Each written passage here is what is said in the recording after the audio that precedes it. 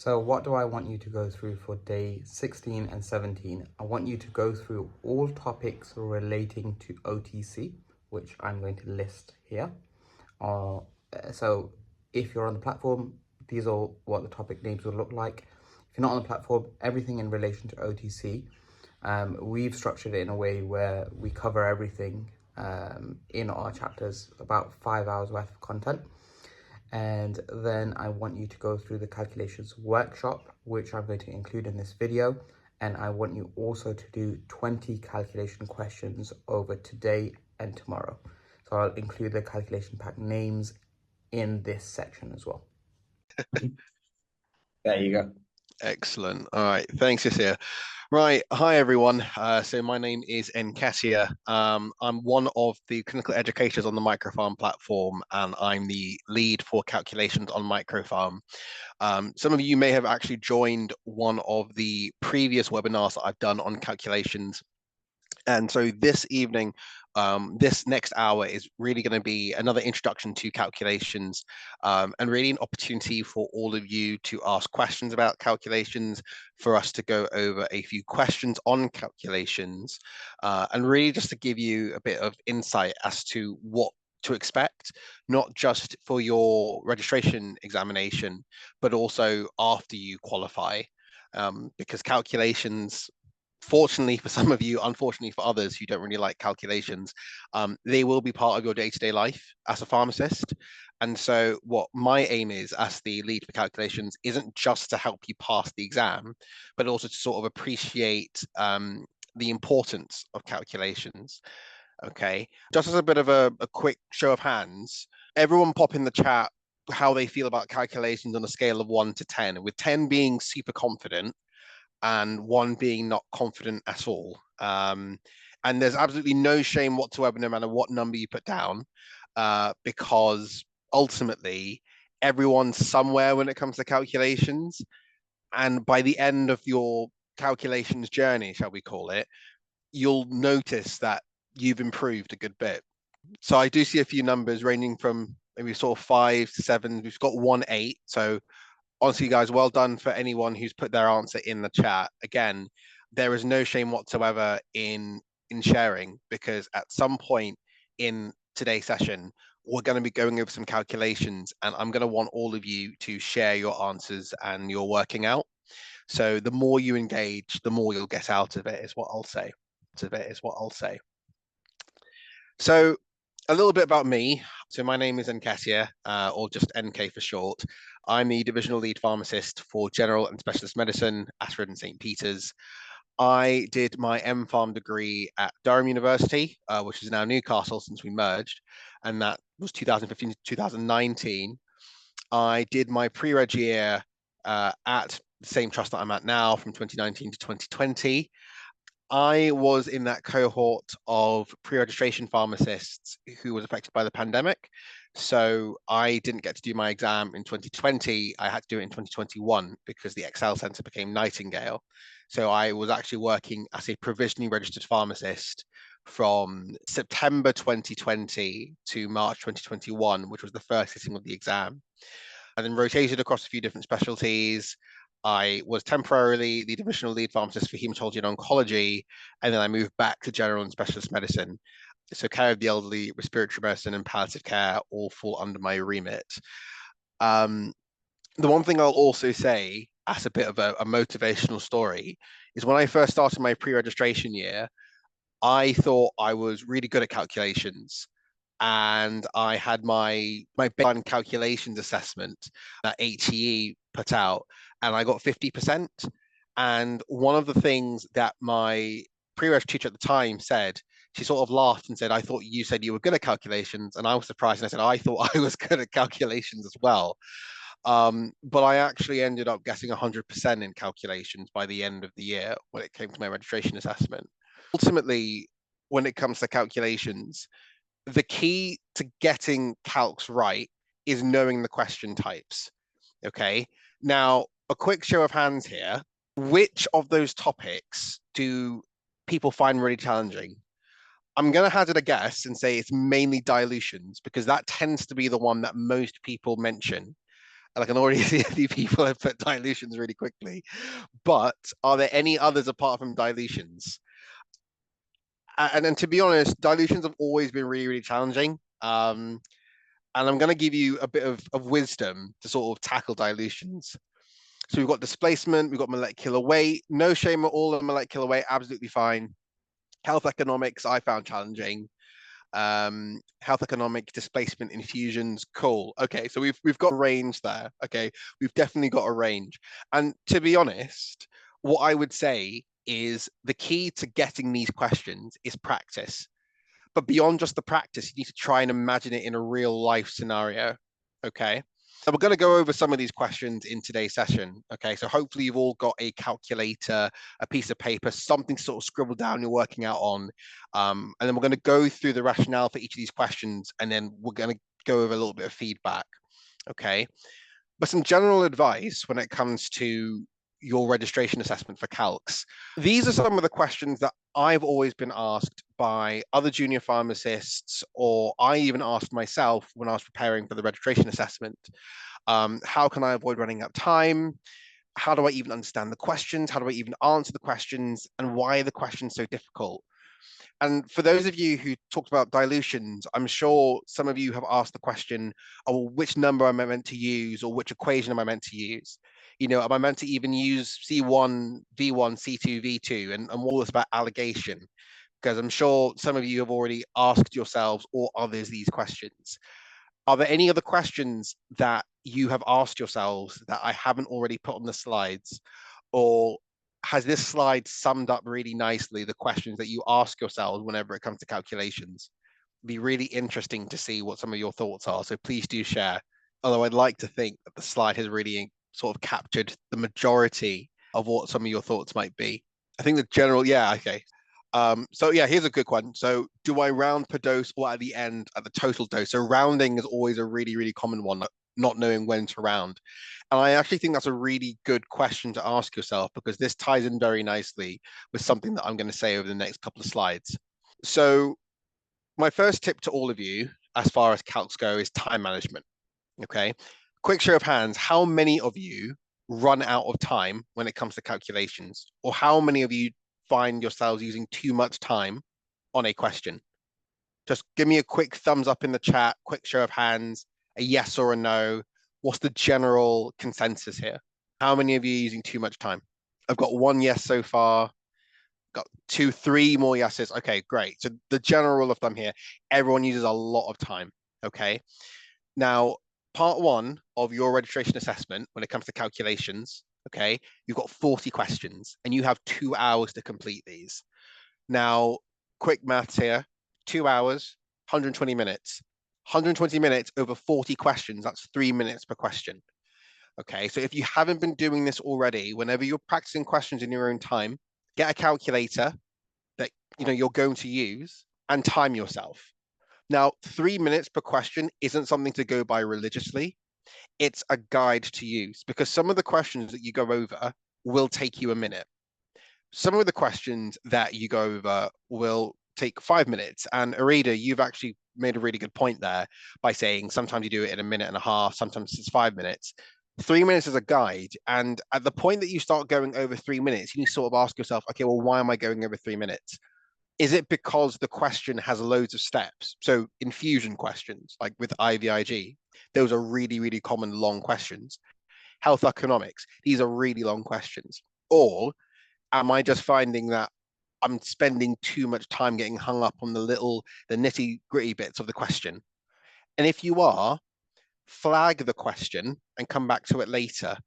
Okay, how many of you have actually gone onto the GPhC website and used the mock questions that they have that simulate what the actual assessment looks like? Quick show of hands. I'm hoping that most of you, if not all of you, have by now. Okay, if you haven't, go on the GPhC website right after this live stream. And if you go to where the practice questions are, you'll see what the interface looks like. And you can actually click on a little flag icon and you can highlight questions for you to come back to. So if you find that you're using more than 3 minutes per question, flag that question if you're finding it difficult and come back to it later. Okay, there's no point in sacrificing 10 potential marks over 10 questions by getting hung up over one question. Calculators. How many of you have already bought the calculator that you're going to use for the exam? I'm expecting there are 37 of you in the room tonight, so I'm expecting 37 yeses already. If there's a single no, then that's something else that you've got to do right after this live stream, okay? Go online, okay, buy the calculator that you're going to use, make that calculator, okay, your best friend when it comes to calculations. Get used to using it, because if you get used to using the calculator that you're going to take into the exam with you, you will become more time efficient.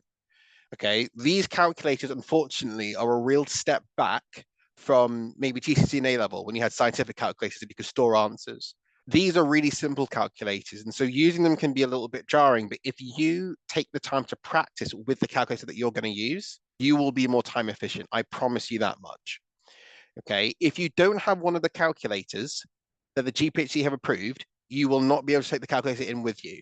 And the worst thing you can do is psych yourself out before the calculations assessment by having an invigilator telling you, oh, you can't take that in with you, because then you'll panic. The online assessment for the GPhC assessment has a calculator. So the calculator you can use on the screen. I personally found it quite clunky. I didn't like using it very much. I liked using the calculator that I had practiced with as I prepared for the registration assessment. So that's the advice that I would give to you. Now, I promised you all wisdom, and this is the wisdom itself. When it comes to understanding the questions, these aren't just calculations questions. These are questions about pharmacy practice from a calculations perspective. Does that make sense to everybody? I'm expecting a lot of no's if it doesn't make sense. I can appreciate it's quite cryptic, but I'm hoping it does make sense, okay? So I've got 2 yeses so far. I'm hoping I'm going to get a couple more yeses as well. Does that make sense to everyone? Because I'm going to explain what this means anyway. Great. So a lot more yeses. The thing that I want you all to understand is that your registration assessment isn't just calculations in part 1 and then clinical law and everything else in part 2. The whole thing is pharmacy practice. As far as calculations go, this is a paper about pharmacy practice, but we're looking at a calculations perspective, okay? So when you think about it from that way, it's important for you to try and imagine what's actually going on. And I promise you, if you imagine the scenario that you're being presented with, you will find that you will do so much better with your calculations. Let's have a look at an example question. So, what dose of salbutamol would you recommend for a 10-year-old, weight 30 kilograms, when the recommended dosage is 100 microgram per kilogram? Give your answer in milligrams. So I'm going to give you 3 minutes. Okay, so time yourselves. Well, I'm going to time you anyway. So you've got until 7:26. If you want to put your answer, if you want to send me your answer using the chat function to direct message me so you don't show the answer immediately. And then in 3 minutes time, we're going to go through the question itself. And then what we're going to do is we're going to talk a bit about how other registration questions like these can crop up and the different ways in which they can crop up. I've already had a few answers already, which is great.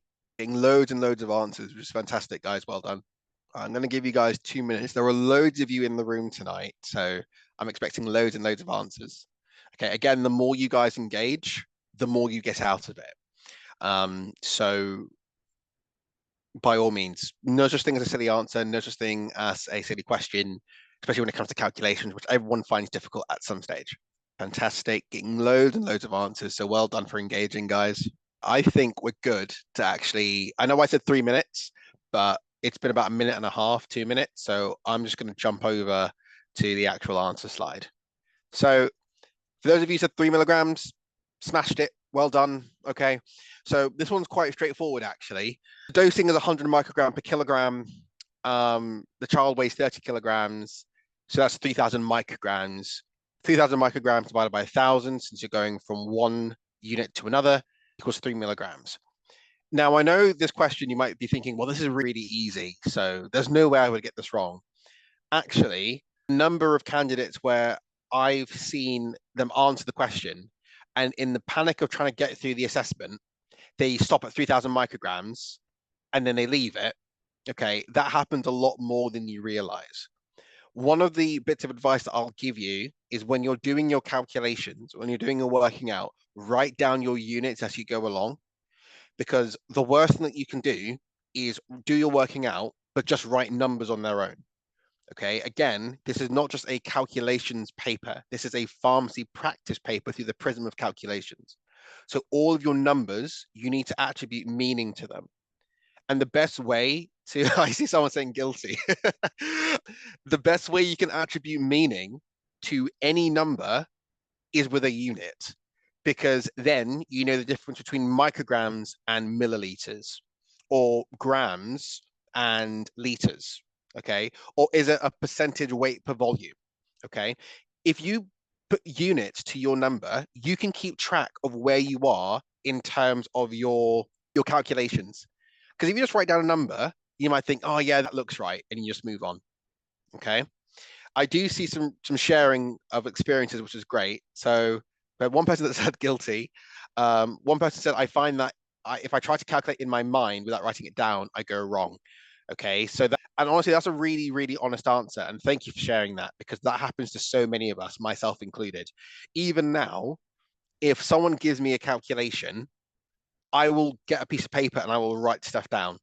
Okay, because if I write stuff down, I can imagine what's going on. But if I try and do it in my head, I'm setting myself up for failure. And that's so common with so many different candidates.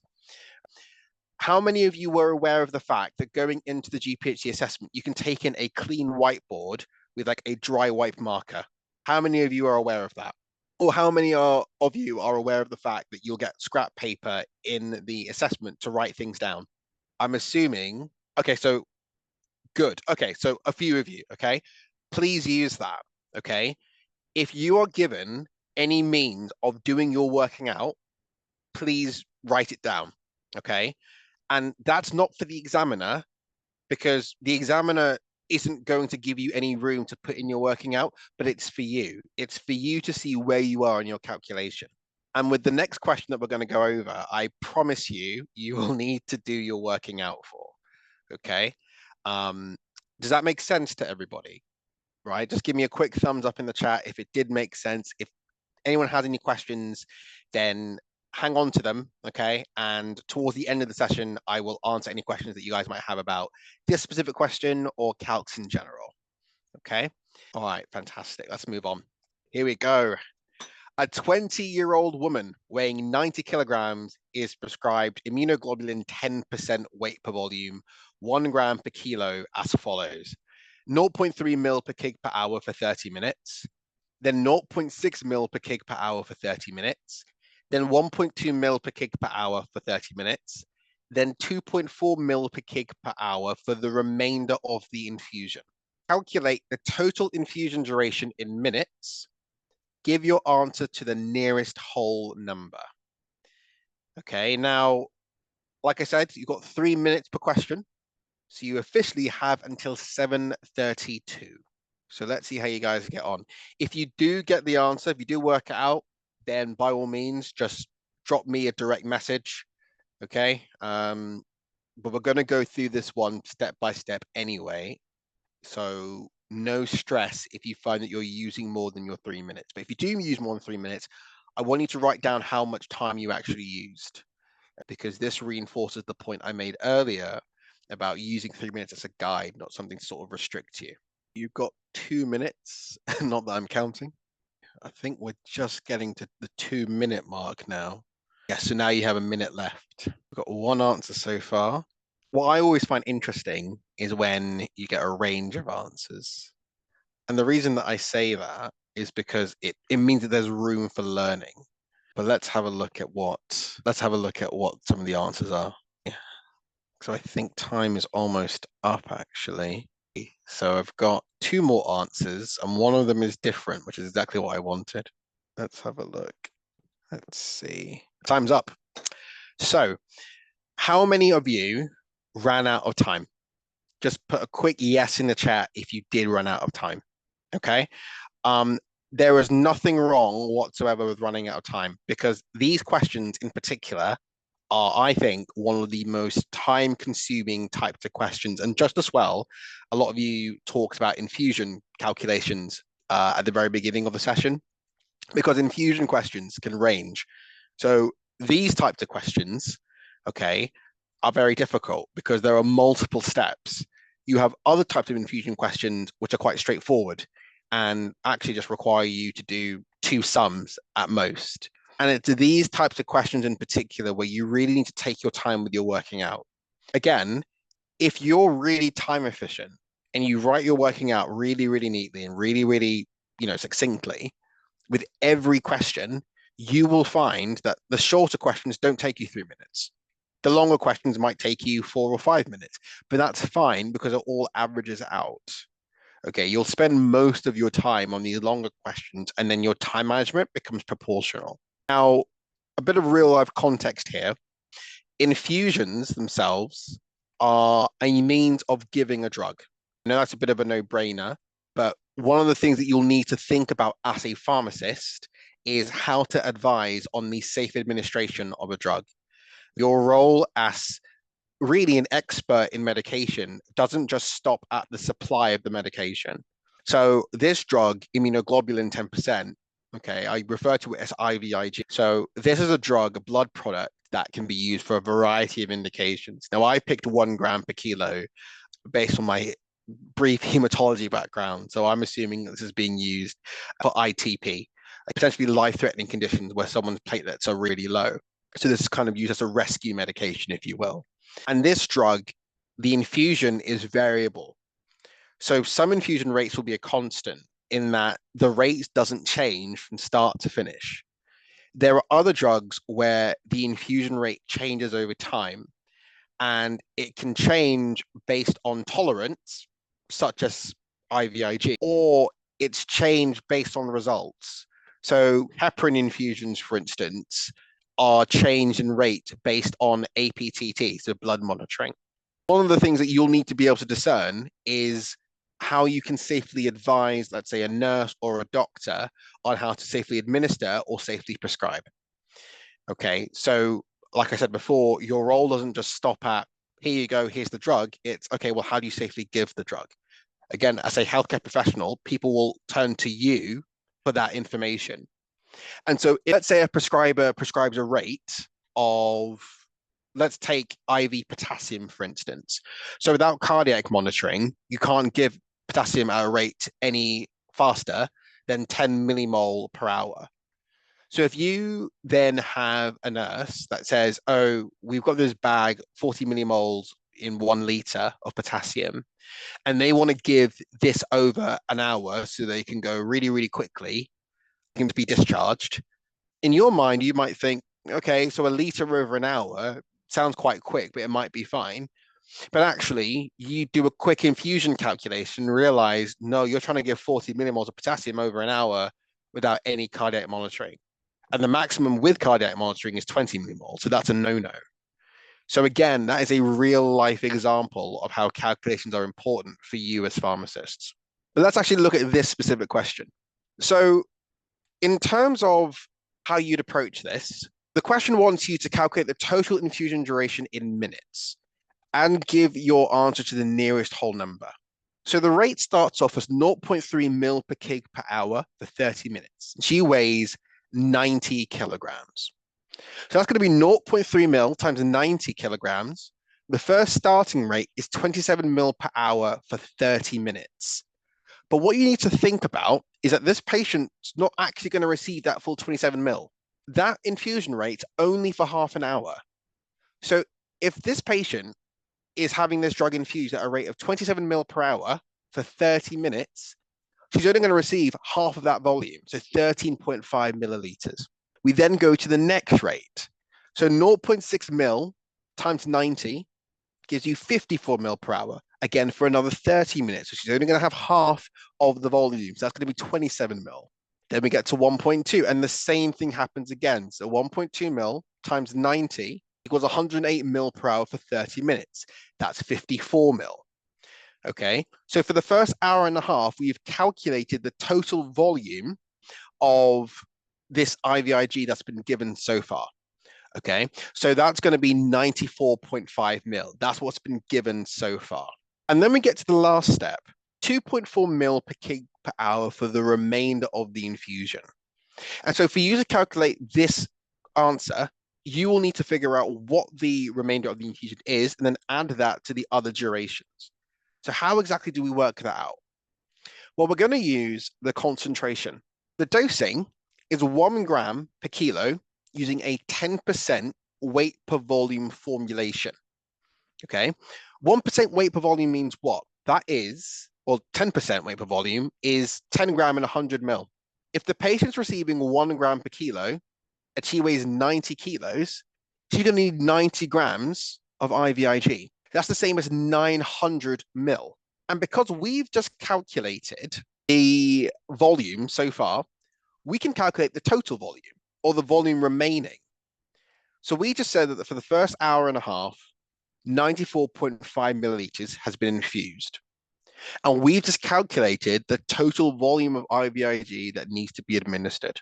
So 900 mil minus what's been infused so far, 94.5 mil, gives us 805.5 mil. So that needs to be infused. And that's going to be infused at a rate of 216 mil per hour. Okay, we got that 216 by multiplying 2.4 mil by the weight, 90. 805.5 mil divided by 216 mil per hour gives you 3.72916 recurring hours. We want this in minutes, so we can multiply that by 60 to give us 223.75 minutes, which is 224 minutes really.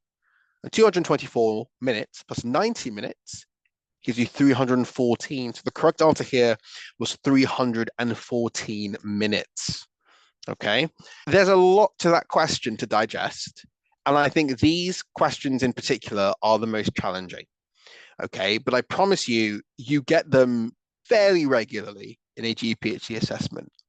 And I think the key to tackling this question is to actually imagine what's going on.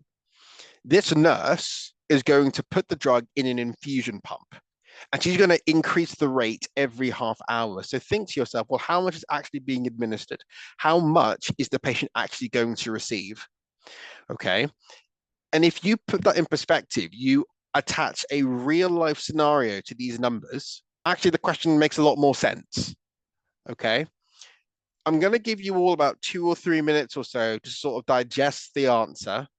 Okay. Does anyone have any immediate questions about this calculation before I move on to the next one? The next one's going to be on suppositories and displacement values, because I think this is another area that I think a lot of people find challenging. Does anyone have any specific questions about this calculation or about infusion rate calculations in general? No? If any other questions crop up, then absolutely fine. Towards the end of the session, we will answer any questions.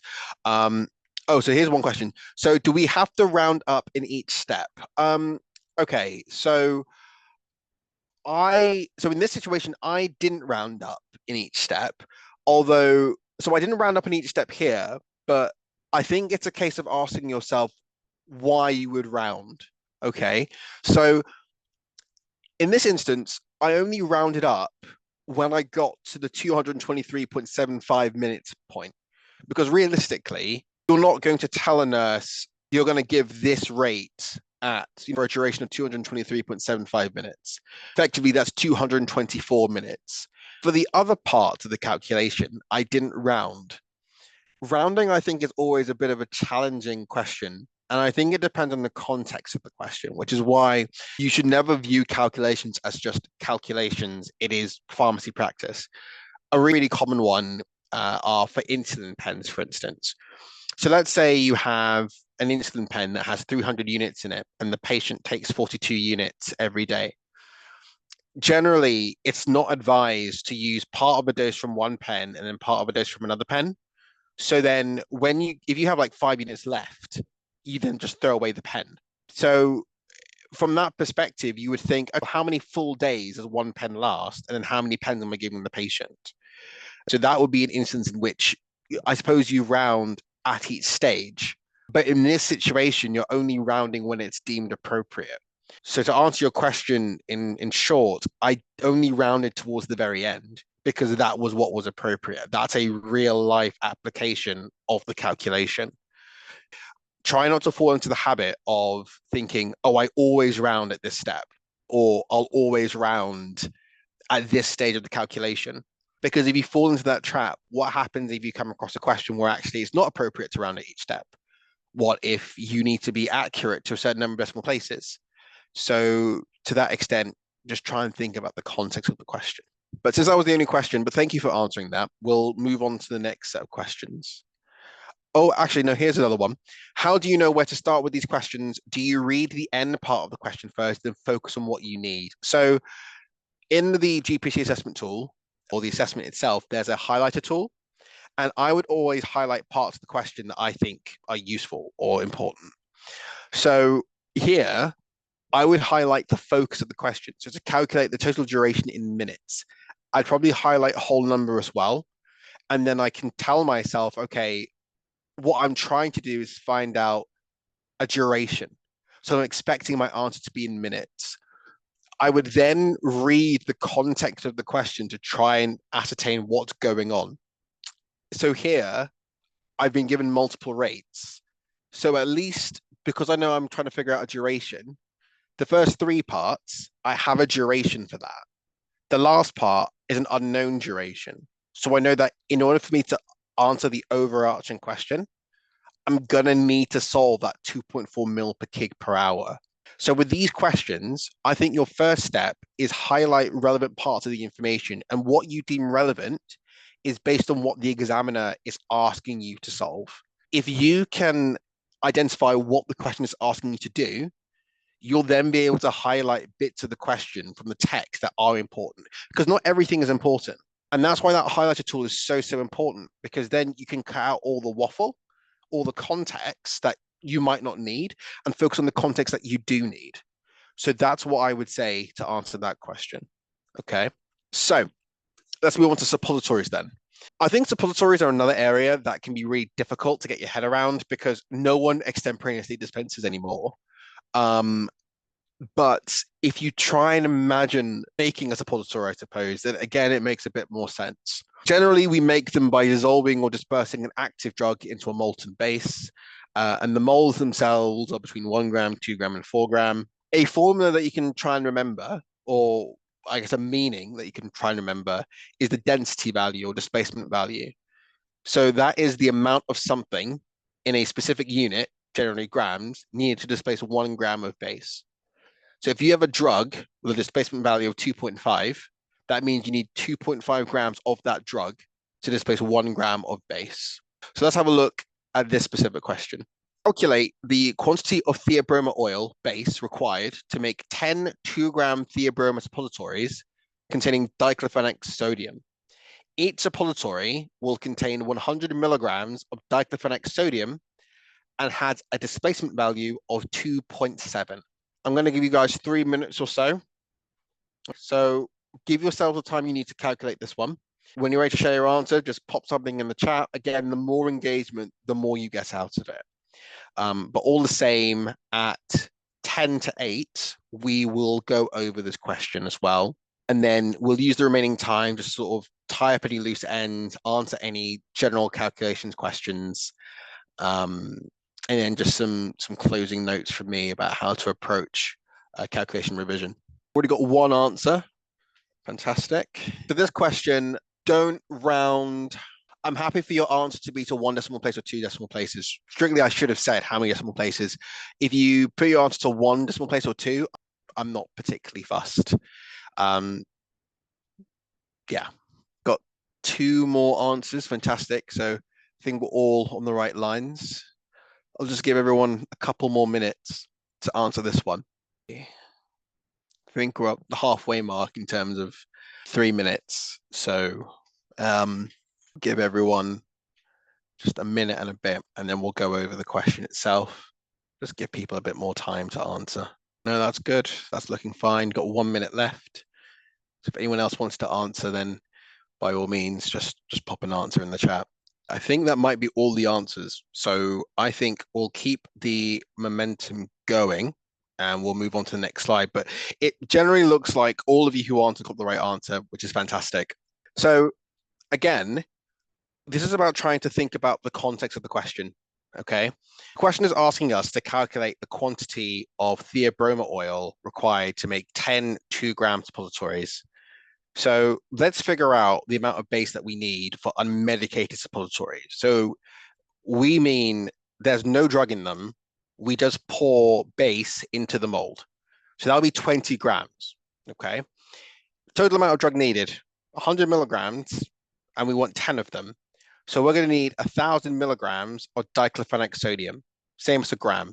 The displacement value for diclofenac sodium is 2.7, which means that 2.7 grams of diclofenac is needed to displace 1 gram of theobromine. So if we know that 2.7 displaces 1 gram of base, then 1 gram would displace 0.37 grams of base. How did I work that out? I divided both sides by 2.7. So 1 divided by 2.7 gives me 0.37. 20 grams minus 0.37 grams gives me 19.62 grams of base. So if you put 19.62 or 19.6, absolutely fine. Again, what you need to try and think about is the real life context surrounding this question. So you're pouring this theobromine oil into a suppository mold. That's just the base. When we say displacement value, what you're saying is that a certain mass of this drug takes up a certain amount or pushes out a certain mass of the base. So if you have 2.7 grams of diclofenac, that displaces 1 gram of theobromine. Okay, so if you have 1 gram, that would then displace 0.37 grams of base. So then the total amount of base you would need is 19.63. A lot of the time, one thing that I tend to find are candidates will forget what the question is asking them for. So in some instances, they may forget that the question's told them that they want to make excess, and it tends to be like a 10% excess or a 20% excess. So this is something else that I would definitely highlight in the question, because if you forget that, then your answer is wrong because you've missed out a certain quantity. Real life ramifications of that, well, you may have undersupplied a patient who might need those diclofenac suppositories for renal colic, for instance. In other cases, you may not pay attention to the type of base it is.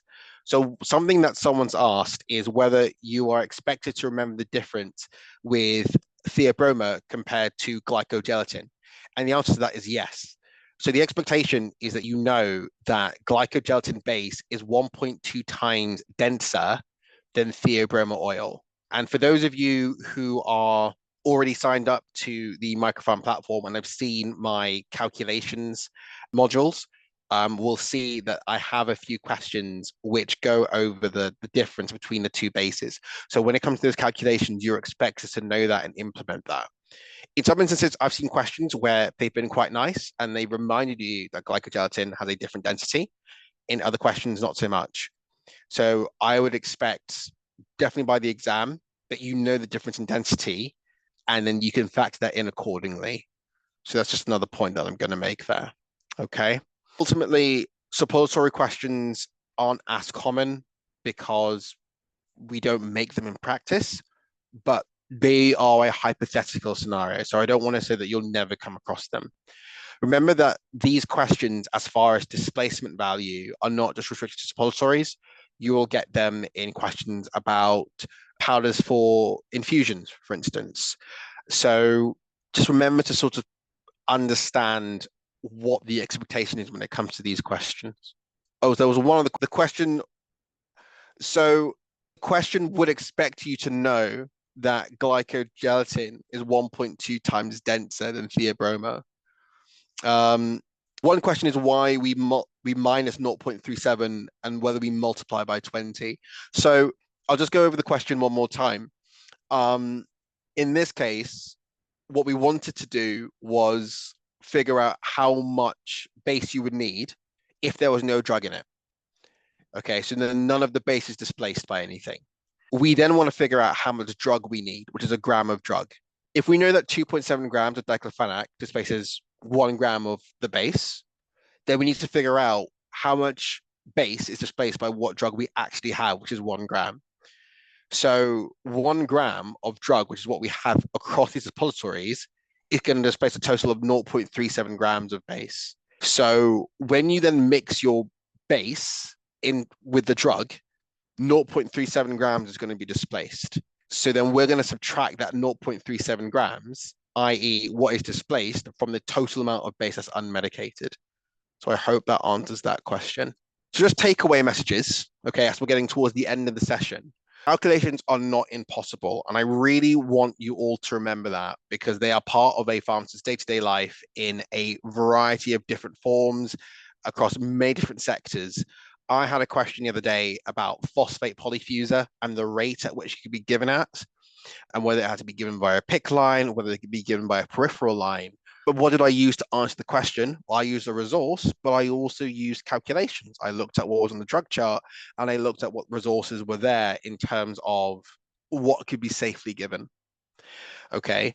You are more than capable of doing these calculations because you did them all as an MPharm student, and you've all succeeded, which is why you are where you are today. But it's incredibly important that you just take the time to practice these questions so that you remind yourself that you are capable of them.